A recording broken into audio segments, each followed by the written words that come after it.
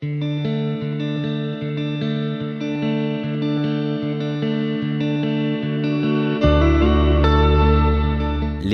kaime aktyvi ir idėjų nestokojanti Vaikšnorių šeima ėmėsi iniciatyvos atstatyti Vytauto senelių sodybą ir čia įkurti sveikatos dirbtuves.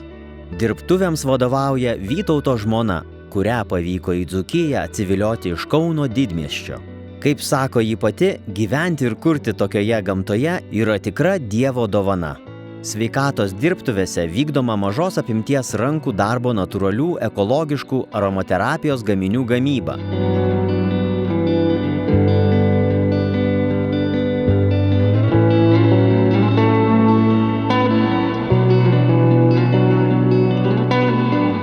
Kažkada šie metai kaip tik jubiliejiniai, 20 metų kaip mes čia įsikūrę.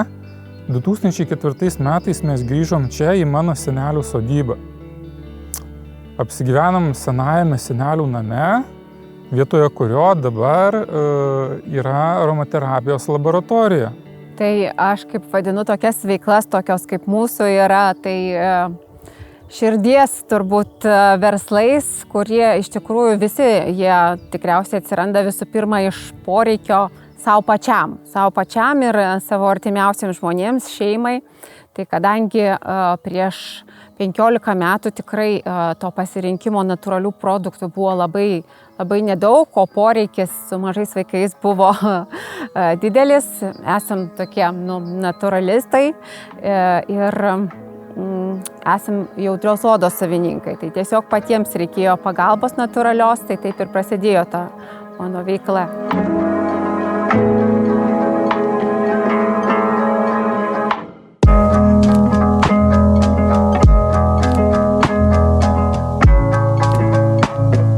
Apsuptis gamtos ir turtai ir padiktuoja irgi ir interesus, ir veiklas taip pat.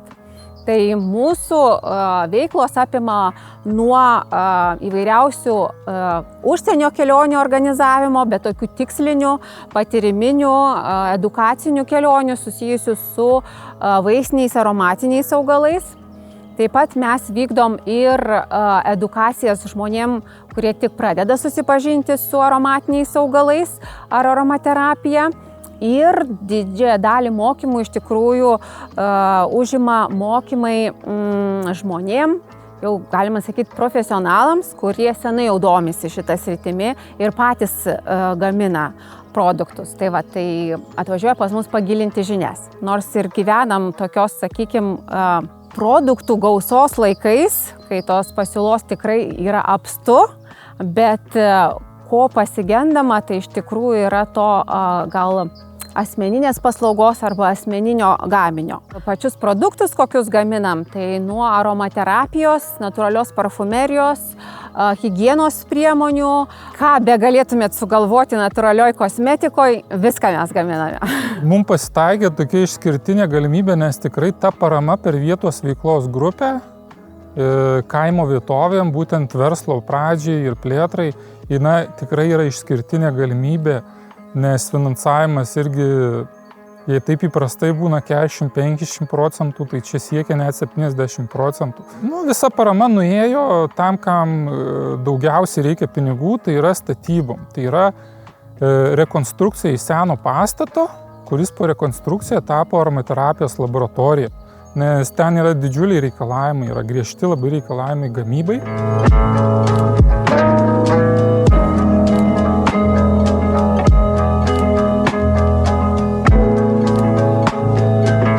Labai moderniais laikais gyvenam, bet mūsuose veikia dar labai tas senas, geras patikrintas metodas, tiesiog iš lūpų į lūpas rekomendacija. Mums tai veiksmingiausia iš tikrųjų ir tai yra ištikimiausi klientai.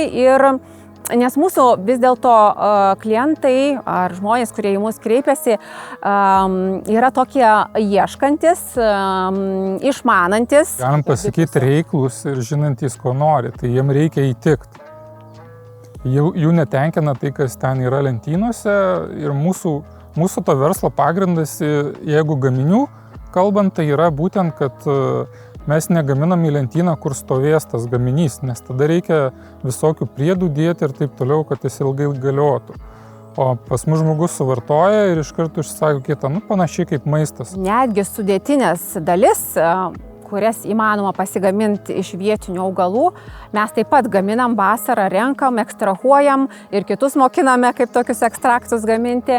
Ir ne tik, kad gaminius gaminam patys, bet ir daugelis sudėtinių dalių taip pat gaminame patys iš aplinkui laukiniai gamtoj surinktų augalų arba mūsų kolekcijoje taip pat yra labai išskirtinių aromatinių vaistinių augalų.